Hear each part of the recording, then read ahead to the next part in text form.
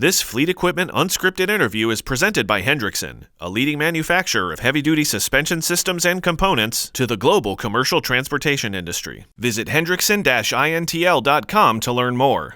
Hi everyone, Jason Morgan, editor of Fleet Equipment. Welcome to Fleet Equipment Unscripted. Clearly, we're doing something different today. We're with the newly announced and launched Peterbilt medium-duty lineup. We have walk-arounds of the vehicles. We're in them. We're driving. Come along. Let's take a look at some of the vehicle details. Get our hands on the new trucks outfitted with the new TX8 transmissions and see what we can learn. Come along. Peterbilt brought a bevy of medium-duty trucks outfitted for various applications to tool around the Texas Motor Speedway. More specifically, the newly unveiled Model 537 and Model 548 designed for Class 7-8 segments, as well as the medium-duty Model 535 and Model 536 designed for the Class 5-6 non-CDL lease and rental markets. They were outfitted with the new 8-speed PACCAR TX8 automatic transmission that monitors changes in road grade, vehicle acceleration, torque demand, weight, and engine load. It definitely provided a smooth ride in the various body configurations around the test track. Phil Hall gave us a walk-around of the Peterbilt Model 536 Class 6 truck. One of the things that, from a durability side that we're very proud of is that our stainless steel throw mesh, right? Because no matter where you're going in the city or on the highway or a construction site, you're going to get road debris kicking up and hitting the ground, and we want to protect that vital engine component. So it's really durable and tough.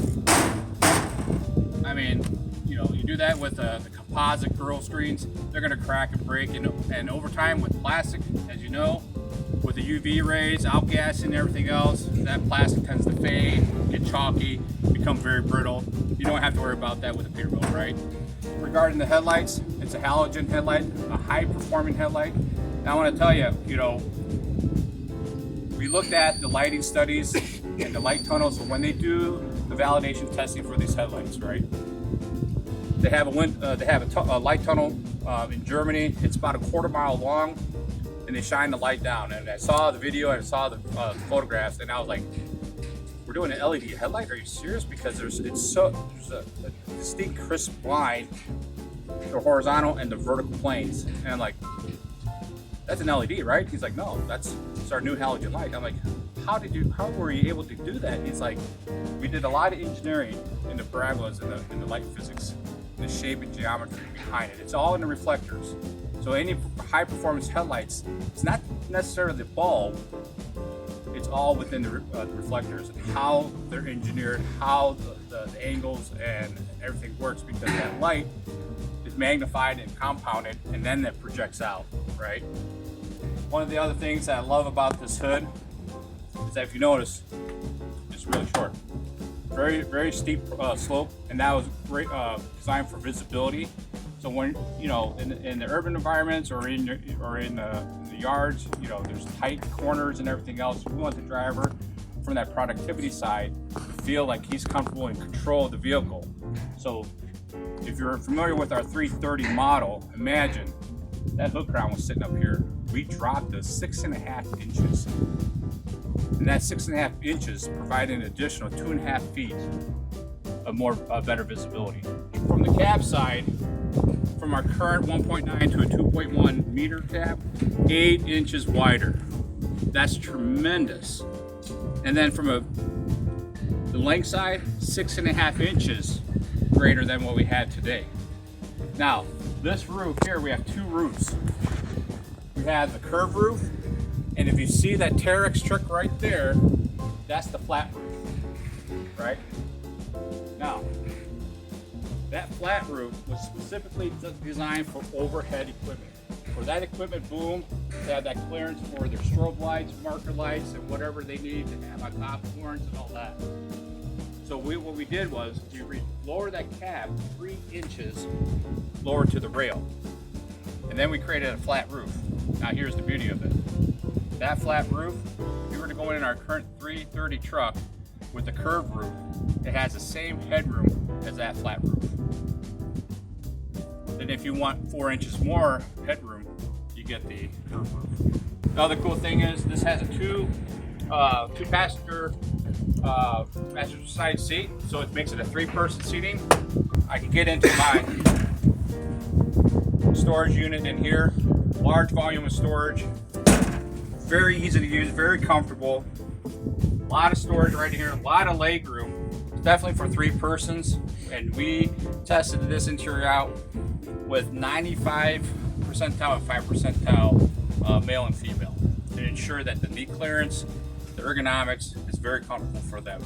You know, a lot of places, you know, trucks out there that have 3-person seating, you have something always hitting your knee, right? A cup holder, a center console, a ram out, or something that's going to interfere.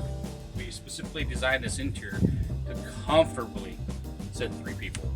Now steps, aggressive pattern. When you get down here,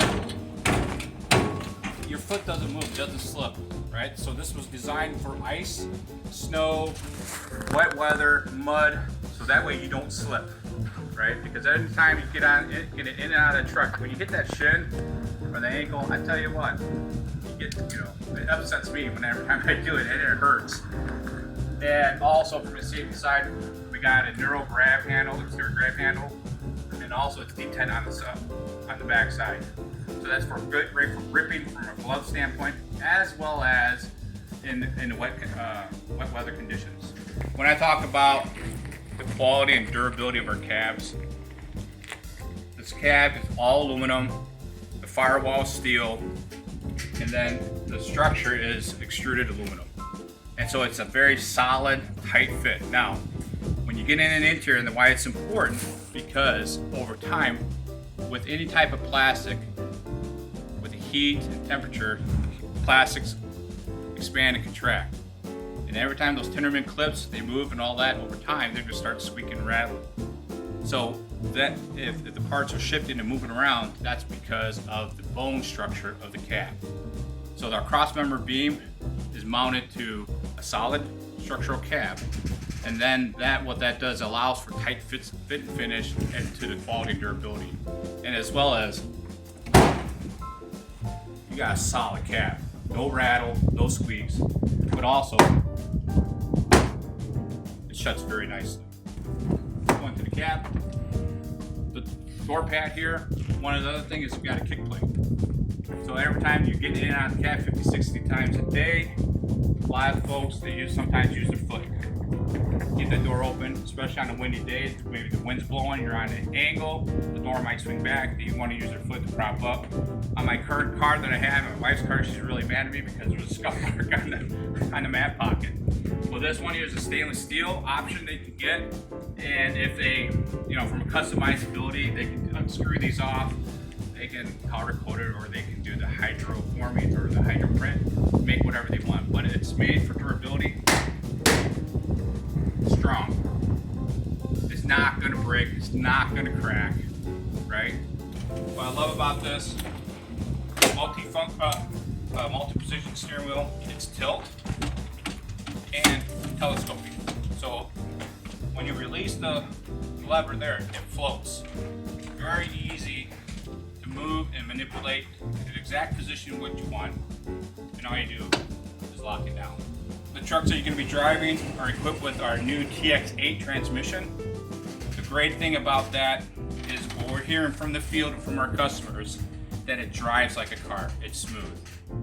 And what I found out when I drove it, I drove this truck from Dallas to Denton, and one thing I noticed is that it will select a start gear that's optimal from the weight. It can calculate your angle, the slope of the road, so it selects the first gear, so it doesn't immediately go into first gear. You may start off in second or third gear, and so that's great for the cargo, right? Protecting that cargo, preserving it, as well as from a driver comfort standpoint. So a lot of our trucks in the past and some of our competitors, they start in immediate first gear. What happens? You step on the gas and then you're jarring like this, and it's like a bucking bronco, and it's uncomfortable, right? This is 230 pounds on that cup holder. It's strong, it's durable. I mean, that's the quality we're talking about. We wanted this truck to survive be used for multiple life cycles. This is not a single cycle truck. And that's one of the things that we carried over from a Peterbilt, that 95% are still in service. With this truck, we're aiming for 100% to keep those trucks in service.